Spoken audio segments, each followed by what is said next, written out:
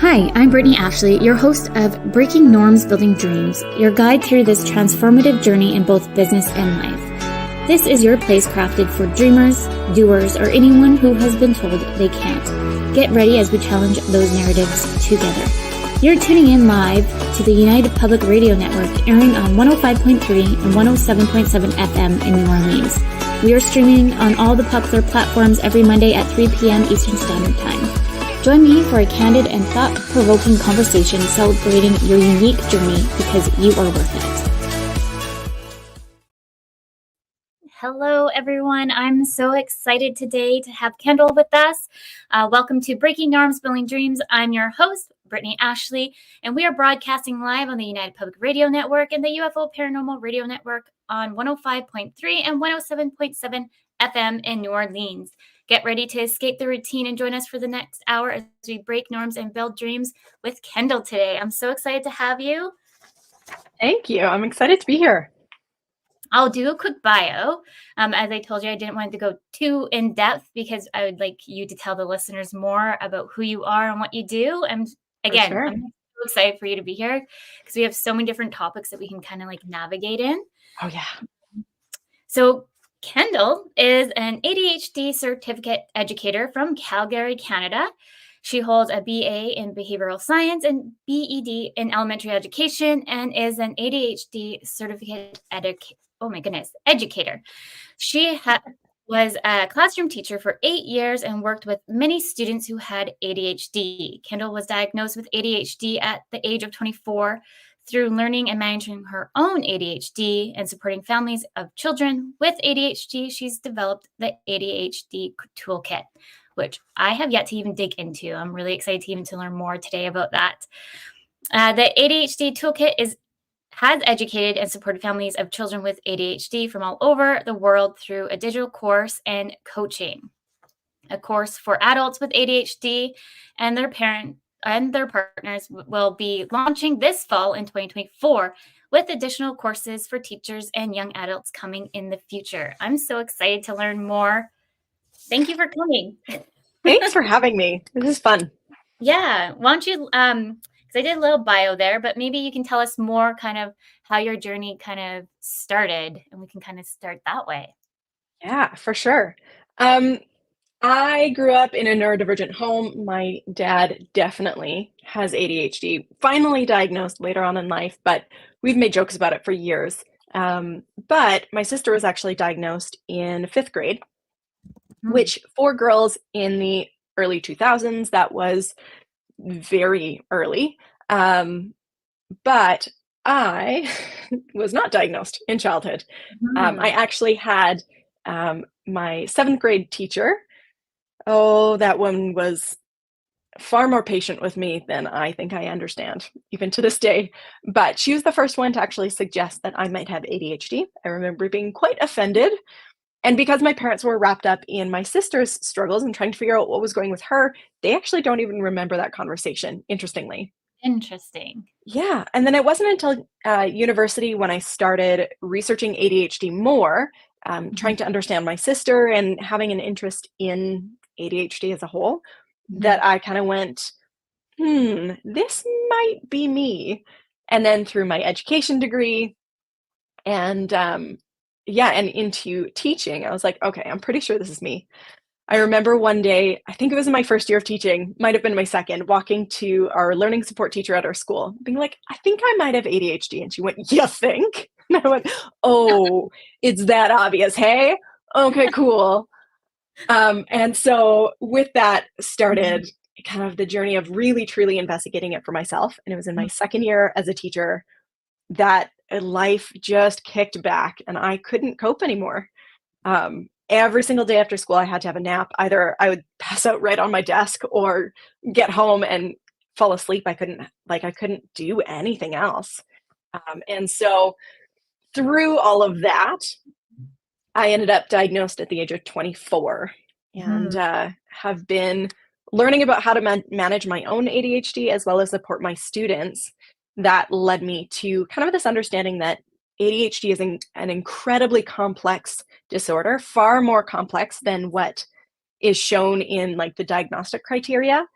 And parents, unfortunately, when kids get a diagnosis of ADHD, that's Like, kind of it.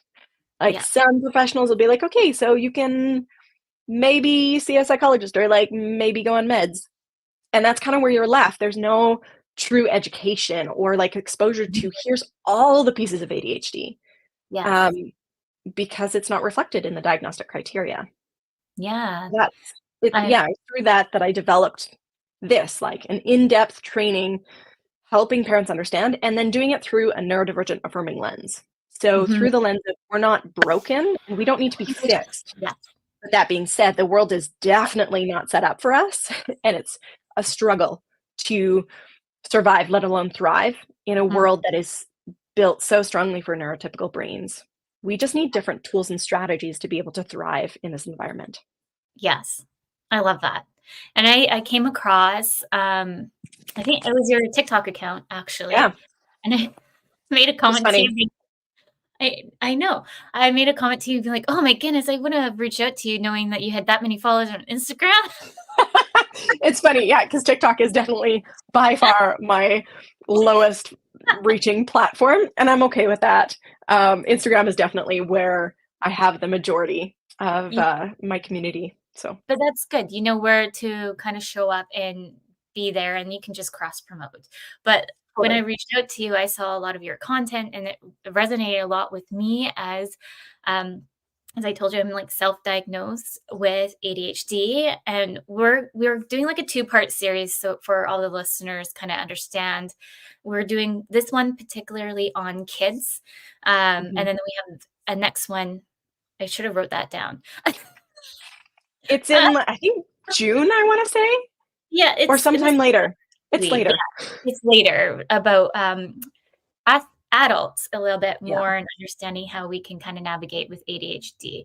So I'm so excited to have, like, a two-part series, so please come back and have more questions, but really, throw your questions in the chat as we kinda dig into this, but, yeah, I Mhm. really resonated a lot with, your content because as somebody also just navigating it, not just with for myself, but understanding it for my kids because you might be able Mhm. to touch on this if anyone's listening, because I can see that there's some listeners that it's hereditary.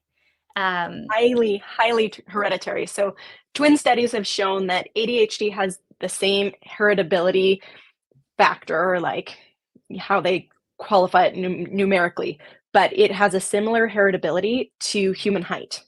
So when you look at twin studies, the equivalent height in twins and how genetic that is, same thing with ADHD. It is so heritable. So studies show that if one parent has ADHD, each mhm, child has about a 50% chance of having ADHD. mhm. And and I also mentioned too, I have dyslexia. So the combination of the Mhm. 2, like, I'm always like, I can't Common. wait to dig in more, but I definitely know, like, those with dyslexia, it can be passed down. I don't know if you know exactly if it's more like female to female that it's more likely or So ADHD is interesting. They found for sure a handful. I want to say I can't remember the latest number, but it's about 11 or 12 different genes that are directly contributors to ADHD. There Mhm. are 40 plus genes that are potential contributors to ADHD. Okay, And what they found is the more of these genes you inherit, the more extreme or severe your ADHD traits will be. gotcha. Yeah. Interesting.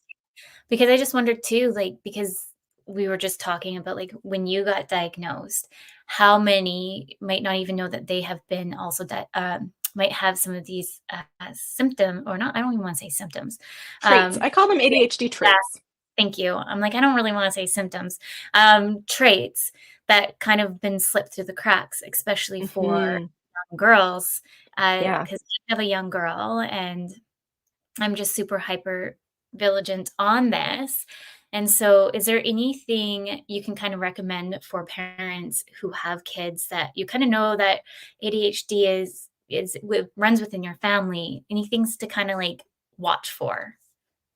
Yeah, I think, there's so many part of what makes ADHD so incredibly complex is Mhm, that there are so many different traits of ADHD, and each one of them can be can present more strongly or less strongly for each of us. And Yeah. then each of those traits can be more internal or more external.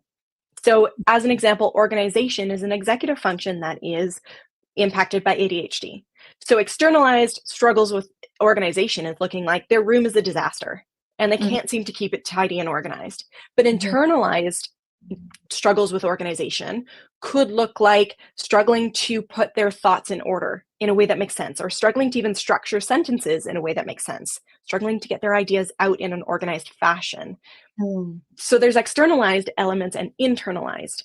And I think one of the most beneficial things that parents can do is get educated on the breadth that of ADHD traits, because Mhm. it is so broad and it really does affect every area of our life. Yeah.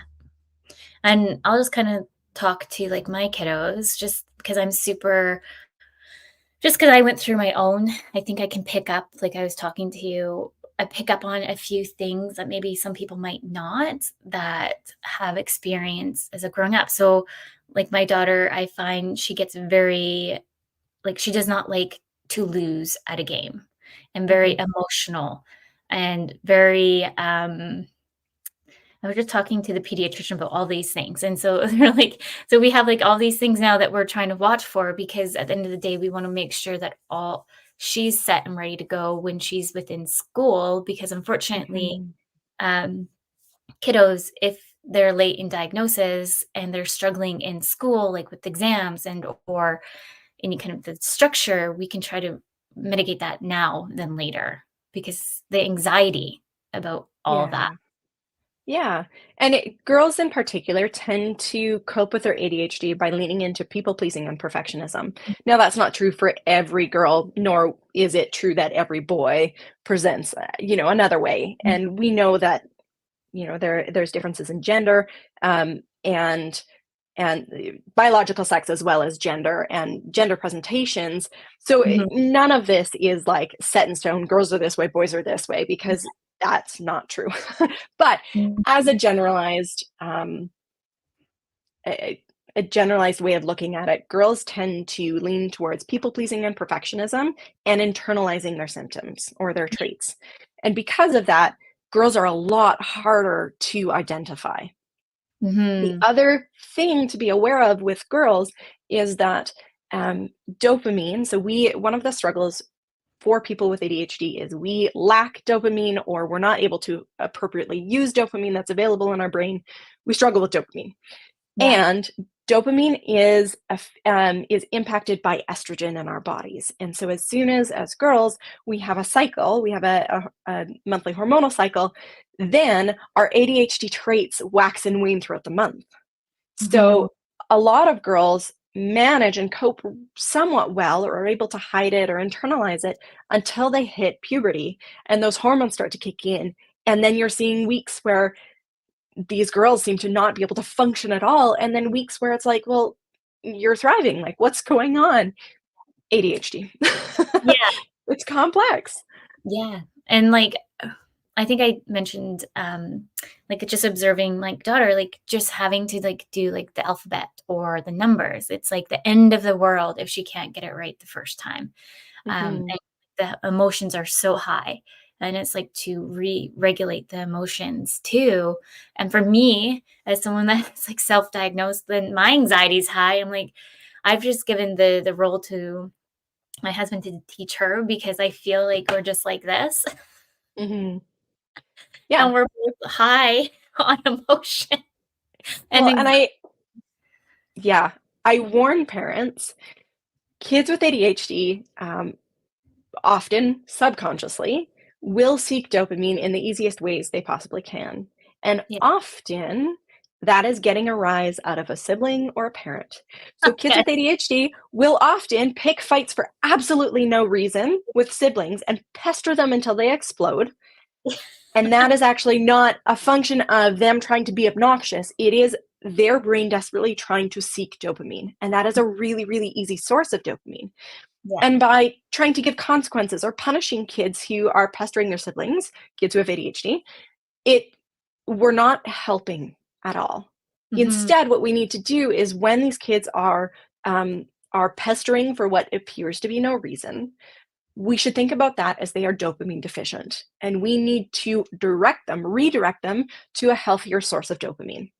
So that could be doing an activity that they love. A really great option is exercise. Exercise is so good for ADHD brains. And so, it's tricky because it looks like this child is being intentionally difficult, or they are just pushing your buttons as a parent because they're a pain. And that's how it appears. But when we understand what's going on neurologically, we can go, oh, this isn't intentional. They're not trying to be trouble. Their brain is just desperate for what they're lacking. Let's redirect. So, I think maybe something that might help the listeners is to go through some broad categories of things that are areas that are impacted by ADHD, or ADHD traits, if you will. So the diagnostic criteria in the DSM, the Diagnostics and Statistics Manual that we have that we use to diagnose ADHD, are 3 big categories. So inattention, which is the wrong term. What it really is dysregulated attention. Sometimes we don't have enough attention. Sometimes we have way too much attention. That's called hyperfocus. So inattention or dysregulated attention, impulsivity, and hyperactivity. And hyperactivity, interestingly, again, can be externalized, which is what we typically think of, the boy who can't sit still, bouncing their leg, running around the classroom, races down the hall and can't walk. That's what we think of as hyperactivity, right? And that's externalized. And girls will present more internally with hyperactivity, but even their externalized presentation is generally more socially acceptable. So as an example, when I was in junior high, so grade 7, 8, 9 for me, I would cartwheel down the hallways if I was trying to escape class and, going to get a drink or going to the bathroom for the 15th time, I'm sure, that day. But I would cartwheel down the hallway and then walk past the door so I wouldn't get in trouble of the classroom, and then cartwheel to the next doorway and then walk past, right? A boy who's constantly running down the hallway gets viewed as a hyperactive boy. Me, I was just viewed as a gymnast, right? Oh, she's just a gymnast. She can't, and it's not equated to hyperactivity. So that's one of the struggles. But we can also have internalized hyperactivity. That is the restless internal sensation of always needing to be doing something, and a sense of almost anxiety over what I'm missing, and not being able to relax because we always have to be doing something. It can be the bouncing thoughts from thought to thought to thought to thought, with no time to pause and really consider anything. It can also be when we lay down to go to sleep, our brain starts racing. So that's internalized hyperactivity. And either way, it's hyperactivity. So those are the diagnostic criteria, but that doesn't touch everything. We struggle with something called executive functions. Now, these can be categorized. I've seen it as few as 4 categories and as high as 10. I tend to categorize them into 8 categories. It's all the same thing. It's just how you tend to categorize these traits. But emotional regulation, that's an area of struggle for us. So our highs are really high and our lows are really low, and we can dive into those or switch between them very quickly. They make sense for the situation, unlike a mood disorder where they might not, the mood or the feeling might not be associated with something. So a neurotypical brain might look at us and go, yeah, I'd be frustrated too, but why are you that frustrated over this thing? That's ADHD emotional dysregulation. Flexibility and adaptability. So that's being able to transition from task to task easily, being able to see one solution to a problem and then think of others. That's mental flexibility. Or we always take this way home, but the road is closed here. How else would you get home? The ability to switch from, well, this is how I always do it, to this is how else I could possibly do it. So that's flexibility and adaptability. Organization. So as I said before, that's external or internal organization. Working memory. So that our working memory is kind of a form of short-term memory. Yes. How do you nutritionally deal with these diagnoses? I have ADHD, if you don't know. So I will get distracted by all of these. I will get to that. We'll just leave it up. Perfect. That's great. Thank you. Yeah. So working memory. So working memory is a form of short-term memory where we take information and we hold it to use it. Yeah. And when we hold it to use it, then we can move it into long-term storage or recall information from long-term storage in our brain. But that's all has to do with working memory. So we tend to have fewer kind of spots in our working memory, and things get booted out of those spots really quickly. So if I need to remember to do a task, I have to repeat it consistently, or else it can get booted. Frustrating. So working memory, so that's 4. Number 5 is planning and prioritizing. Everything seems equally as important. And when I look at cleaning my kitchen, for an example, all of it is one big giant task, and I don't know how to separate it into smaller tasks. And if I can do that, then what goes first? I don't know. Everything is equally as important. Everything is equally as big. It is hard to plan and prioritize. Then there's self-awareness. So that's awareness of how our behavior, our choices impact others, how others may view us. That's also internal self-awareness of how we receive messages from our own body. As an example, kids with ADHD can take a long time to night train, or not have accidents at night. And that's just because our brain doesn't always receive the signals from our body. We don't know that we're hungry until we're hangry. Or I don't realize that I'm thirsty until I have a headache because I'm so dehydrated. So those internal signals we don't always receive, that self-awareness. 2 more. Task initiation, and I throw in there task completion. Starting a task can be really hard, or completing the little itty-bitty details at the end, that can be hard for us as well. And then the last one, time awareness or management, or what we like to call time blindness. In our brain, we don't see this continuum of time where, this is happening now, and then here's the next thing in time, and there's the next thing. We perceive time as now and not now. And it's like we have no depth perception visually, but time-wise. And I have been off, when guessing what time it was during an event, I have been off by 3 hours or more. That's how my time blindness is terrible with my ADHD. So those are the executive functions in the way I categorize them.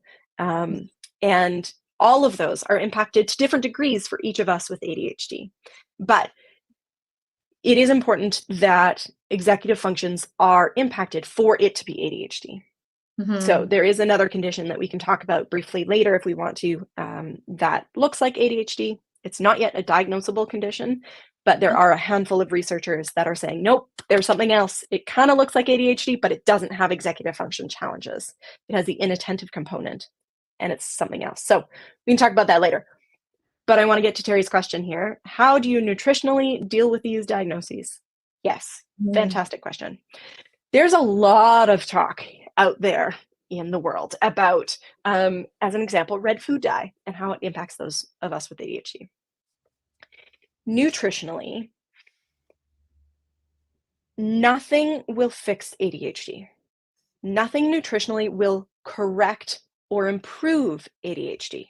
But having proper nutrition will take us to kind of our base level of ADHD traits. If anyone, neurotypical or neurodivergent, is eating garbage all the time, is eating poorly, isn't consuming a good amount of protein, that is quite important for ADHD brains in particular, but protein and, fruits and vegetables and all those things, if we're not eating those, anybody is going to struggle with attention because our brain just can't operate to its best capacity. So eating well, having good nutrition, making sure we're getting adequate sources of protein and vitamins and carbohydrates and all the things will ensure that we are operating at the best we can at a base level of our ADHD traits. No study has shown a significant improvement with any sort of diet, any sort of supplementation for ADHD. There are mild improvements with high doses of omega-3s. So that is something that we can add in to support the ADHD brain. There's a few different minerals that we can be at higher risk of being low on. One of the biggest ones is iron. Some people with ADHD, for some unknown reason, are more likely to be anemic or have low iron storage. So that's something that can be tested with a doctor and we can supplement appropriately for the level that they're at. Mhm. And then things like red food dye, there's a few people out there, not just in the ADHD population, but in the population in general, that react poorly to red food dyes. It is an extraordinarily small number. And so a very small number of people with ADHD will find Mhm. that their symptoms are exacerbated by red food dye. But it's not the vast majority of us. And except for those few people, it doesn't improve anything for most of us. So Mhm. that yes, I have heard of Dr. Ahmed, and I have issues with some of the things he says. Some of the stuff he says really, really lacks scientific rigor behind it. I think there's a lot that he does well. A lot of his discussion he does well, but there are a lot of concerns out there in a lot of the research community about some of the stuff he says. And there are similar people who talk about ADHD as only trauma, and that is also not justified in science. Mhm. Yeah, so there's a handful of people out there that will tell you that it can be resolved How with about just supplementation, but it's not.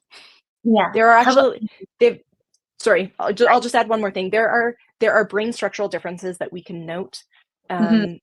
and connectivity differences, and that's never going to be resolved with nutrition. We can Mhm. support our brain by having the healthiest brain possible, but that doesn't actually resolve anything in the world of ADHD. Mhm. I know there's one, um, friend of a friend that they had, like their little one got diagnosed with ADHD at, I think hyperactive, Mhm. and they end up just telling him to take, B12 supplements because they felt that the medicine that was given to him wasn't working, and so they just upped the B12, because they read that upping B12 will help regulate it more than, the medication. What are your thoughts there? It's not accurate according to research. Yeah. Again, like if we are deficit in B12, it can really help. Yeah. If we have a deficit in B12, it is going to help any brain to Mhm. supplement with that, right? Yeah. Those things we need to be aware of, but that's not an ADHD specific thing. Um, Yeah.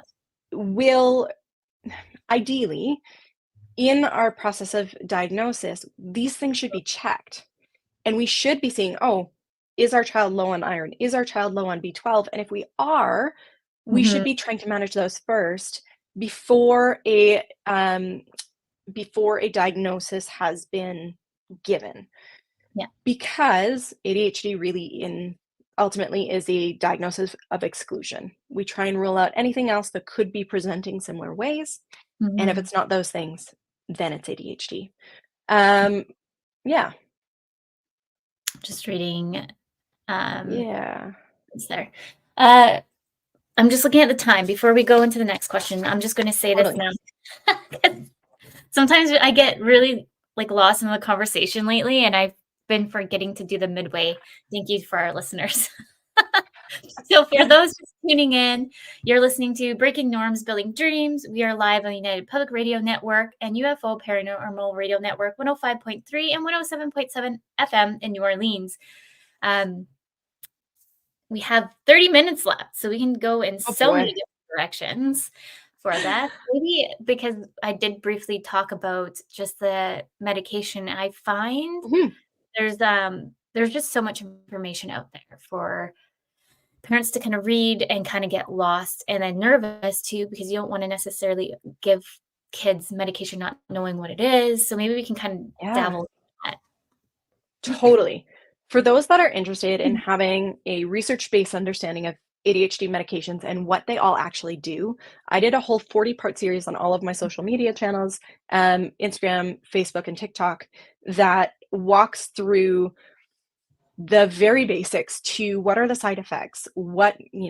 Is there a chance that it could cause cardiovascular disease? I look at the studies and what they say, and I present that information in small bite-sized amounts. I also do a whole week in the course that I teach on ADHD treatments, including medication. Nice, Um, nice. ADHD medication, we have a few different classes of medication. So we have stimulants and non-stimulants. Mhm. Stimulants are broken down then into two categories, amphetamine-based and methylphenidate-based. No, we're not giving our kids legal meth. It is different. Just throwing that out there. Yes, we are giving them amphetamines. That doesn't mean we're giving them methamphetamine.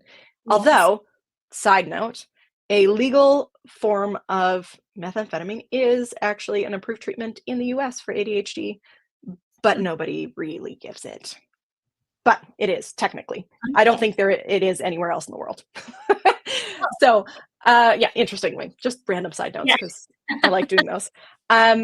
So we have methylphenidate-based and amphetamine-based stimulants. And then in non-stimulants, we have a Strattera or amoxetine that is a norepinephrine reuptake inhibitor. And then there is an alpha-2 agonist, which is clonidine or guanfacine are the two medications in that category. Stimulants provide, they help our brain produce more dopamine and norepinephrine, which are the two neurotransmitters that we lack. And then they can also slow down the reuptake. So in a neuron, I'm trying to keep this relatively simple, our neuron releases dopamine. It attaches to the next neuron, and then anything extra gets vacuumed back up for reuse later. Our vacuums can be overactive and go too fast, and so not allow the dopamine to actually exist long enough in the synapse for it to be effective. And so what the medication does is it helps create a little bit more and then slow down those vacuums, so there's more available to us in that synaptic gap. The other medications, so Strattera or atomoxetine, it is a norepinephrine reuptake inhibitor. Doesn't do anything with dopamine, but it just slows down the reuptake inhibitor, the vacuum, for norepinephrine. And then the alpha-2 agonists, so clonidine and guanfacine, have a completely different way of working. They work on the other side of the synaptic gap, and they strengthen the message. So guanfacine, the approved or the brand name for it is Intuniv. And Intuniv was actually originally designed to go with a stimulant to then further strengthen the message that's being passed on to the next neuron. So it can be used independently or in conjunction with a stimulant medication. Okay. So that's the actual function in the brain.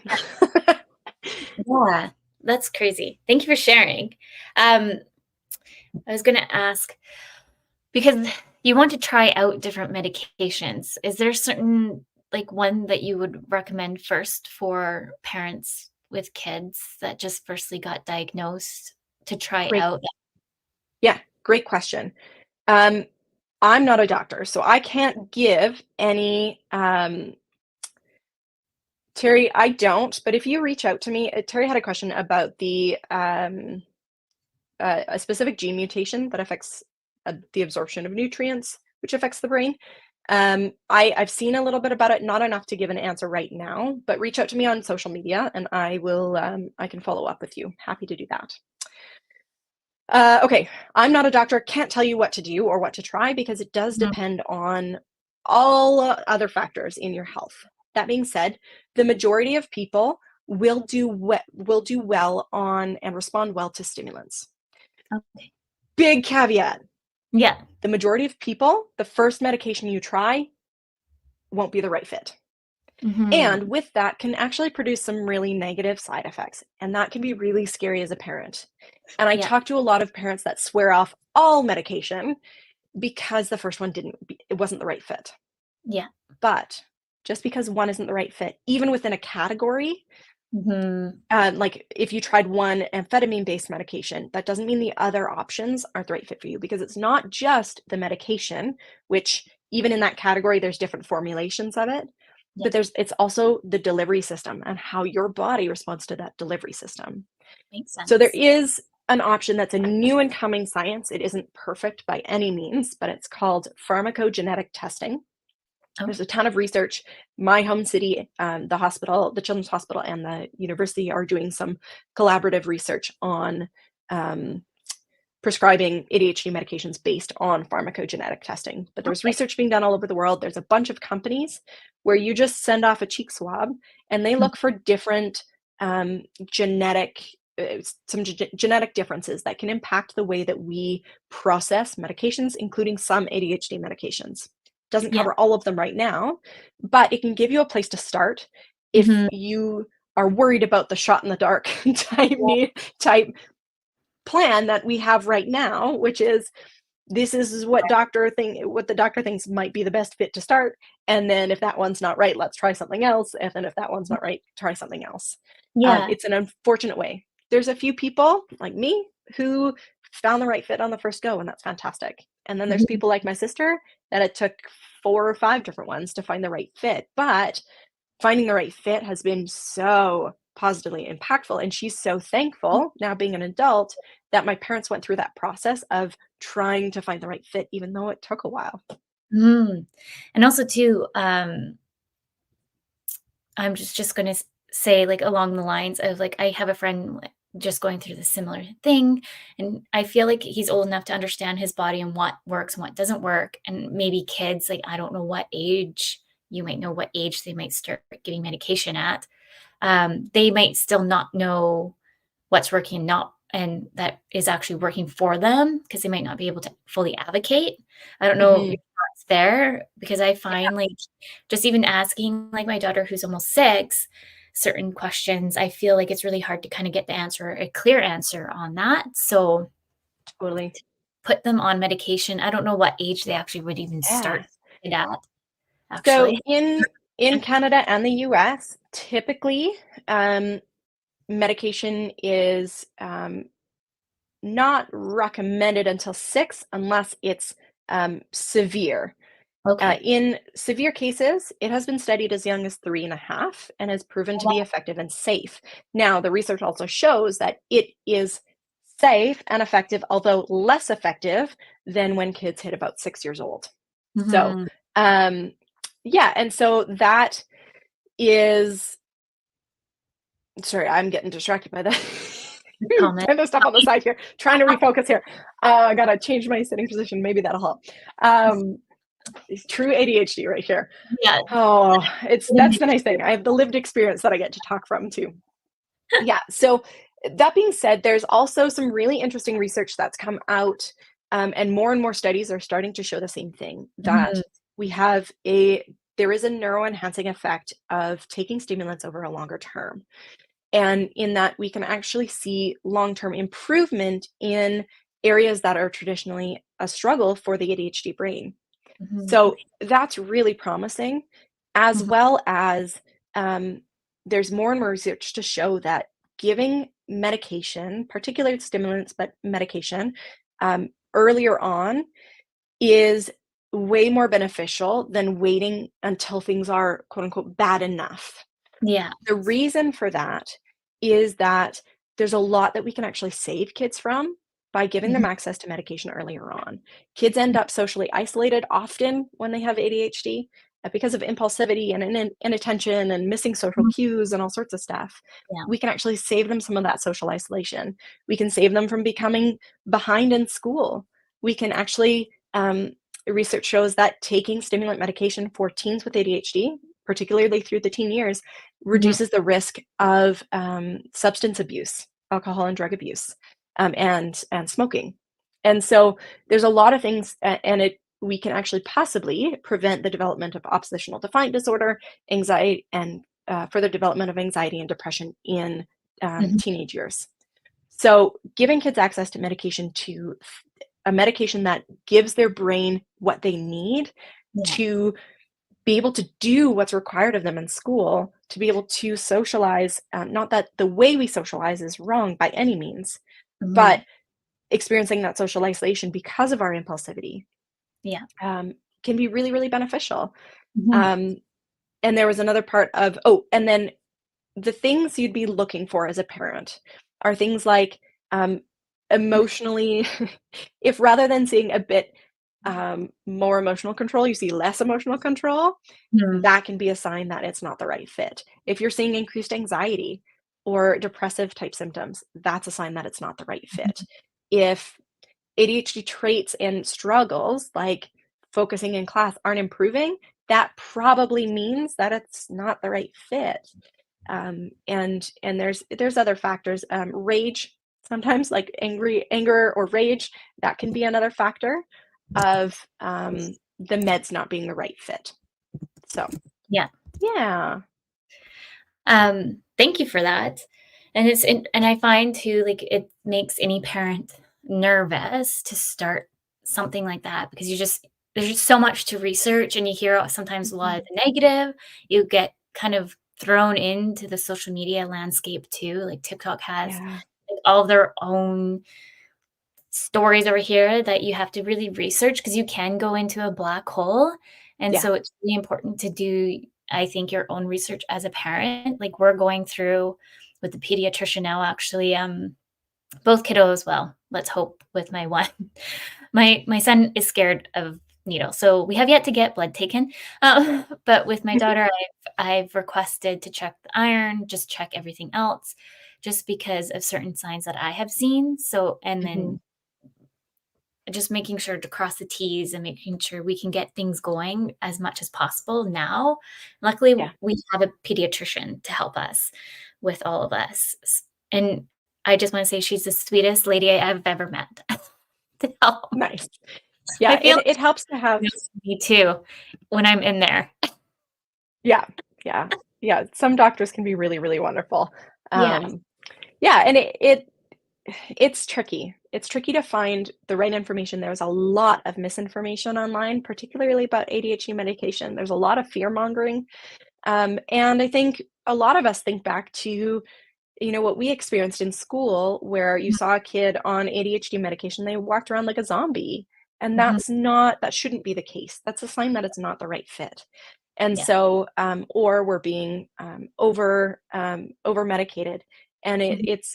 it shouldn't be that way. And there's so many more options available now that are formulated to manage some of those struggles, Yeah. the crash afterwards, or manage give an alternate so that we don't have to exist like that, because we don't, Mhm. and we shouldn't. That should be an unacceptable side effect and a good sign that, nope, this is the wrong thing, try something else. Yeah. And finding people that have the information that they're giving you is backed by research is really important, because the fear mongering online about what so many people see as such a vital tool. I mean, I wasn't on medication until I was in my career at 24, and like, I've got 2 degrees that I did not on medication, and I am Mhm. so thankful for medication at this point in my life, and Mhm. I will happily be on this for the rest of my life as a choice that I am making, because my life is so much better on Yeah. medication. So, there's a lot of fear, and I get that. I encourage people. I did this 40-part series not because it was a hit with social media platforms. They were not happy with me that I talked Mhm. about this for so long. But my goal was to provide parents with free, accessible information that was research based and real and true. Mhm. And I'm not okay with the fear mongering out there, because Yeah. parents have enough on their plate. You've got enough overwhelm, and ADHD medication isn't the right fit for everybody, but it's like glasses. It's like giving our brain glasses. It really Mhm. is what it's like. It's not it's not this scary, well, you failed as a parent, so now you have to, like, medically straitjacket your child. That's not what it is, Mhm. and nor should it appear that way. Yeah. It's just another tool in our toolbox. Mhm. Yes. Because you said that you were a teacher for about 8 years. Do Mhm. you have, if there's any teachers out there listening, because I've had friends who are teachers ask me questions of, like, how do you kind of spot one in the classroom? Um, because I find, or like how to provide aid for them in the classroom. So the one example I know what we put in, like, my daughter's document, she gets easily distracted. So we've put her in a group that is kind of more or less in a less distracting group, so she can focus over there. Mhm. Yeah, there's a lot of accommodations that we can provide.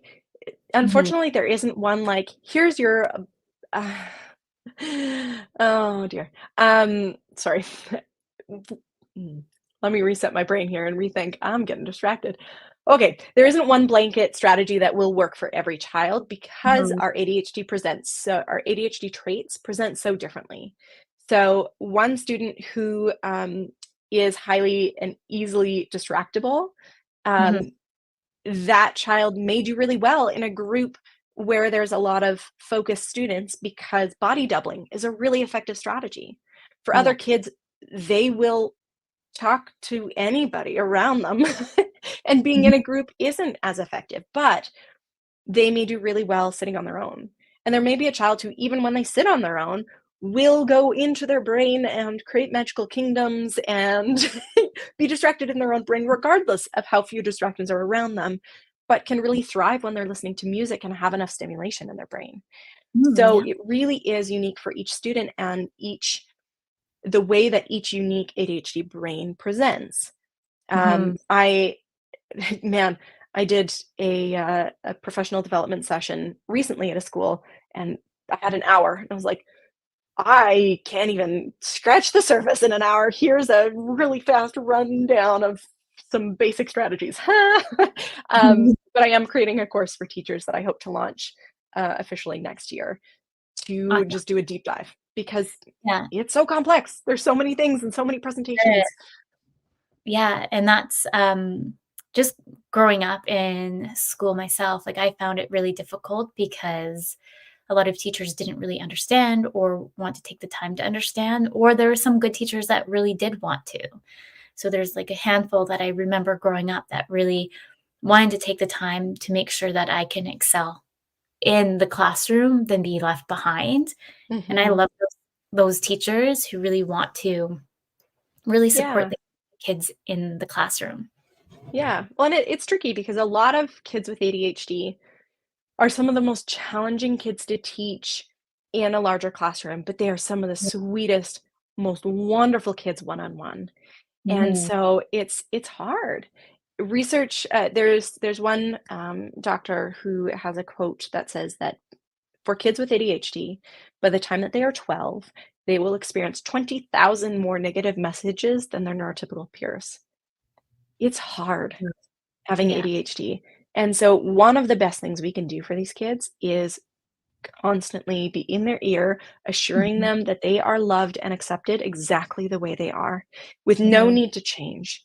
Because that boost of you believe in me, you care about me, and you love me exactly how I am, um, can encourage and can motivate our brain to do everything we can to try and make your life easier as a teacher.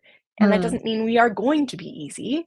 Some of us are because we are more of the internalized presentation and we just kind of disappear into our own head and don't cause problems.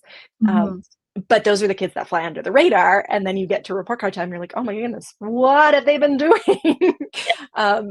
So those kids aren't the kids that are, in your face and jumping out of their seat and calling out constantly in class. But um, yeah, all of us, because there's a lot of shame in Mhm. ADHD. And the way ADHD presents tends to be viewed as moral failings, as not being good enough, not trying hard enough. And that is Yes. so far from the truth that we're often, well, she'd do really well if she just did her homework, or if she just lived up to her full potential, or, all these comments that are well meaning but are incredibly shame based and heartbreaking for Mhm. us because we are trying. We are doing everything we can within our power to live up to our potential, but Mhm. we're being given neurotypical tools and those just don't work for us. Mhm. Do you have any, tips for parents with it to get diagnosed if they kind Mm, of feel, like, "You know what? I've been listening to you here today or seeing things on TikTok or whichever. I want to take the next steps." What could be some next steps for some parents? mhm. The first things I always encourage parents, whether I was a teacher or now as an Mhm. ADHD educator, is to get a good checkup done with the doctor, including ideally some blood work, do a hearing test and a vision test. If you can't see the board or you can't hear the teacher, of course, you're going to appear distracted and struggle with your work. Of course, that makes total sense. So we should have those crossed off and know that those are all up to snuff. And then Mm. um, in the US and in Canada, it's not the same all around the world, but for us in the US and Canada, typically family doctors are able to diagnose, pediatricians are able to diagnose. There are psychologists that will do a full formal testing suite called psychoeducational testing, which Mhm. leads to a psychoeducational report, which can diagnose ADHD amongst other learning disabilities or other mental health concerns or conditions. And then a psychiatrist is the other person who can do very similar testing, and they are just also able to guide you on that medication journey. But your Mhm. family doctor or pediatrician could also do the medication journey. So if you are looking like we need help right now, we are drowning and struggling, go to your Mhm. doctor. That is going to be your fastest route to diagnosis if your doctor is comfortable diagnosing. Most most pediatricians are. Oh, It affects approximately 10% of kids out there, and mm. so it's a lot of us out there. Yeah. And so pediatricians are pretty well acquainted with it. Um, and then if you're looking for a deeper dive and more understanding about processing speed and working memory ability, and if there might be other learning needs in there, then go the route of a psychologist or a psychiatrist who can go through a formal psychoeducational assessment. Mhm. I still remember mine. Really interesting.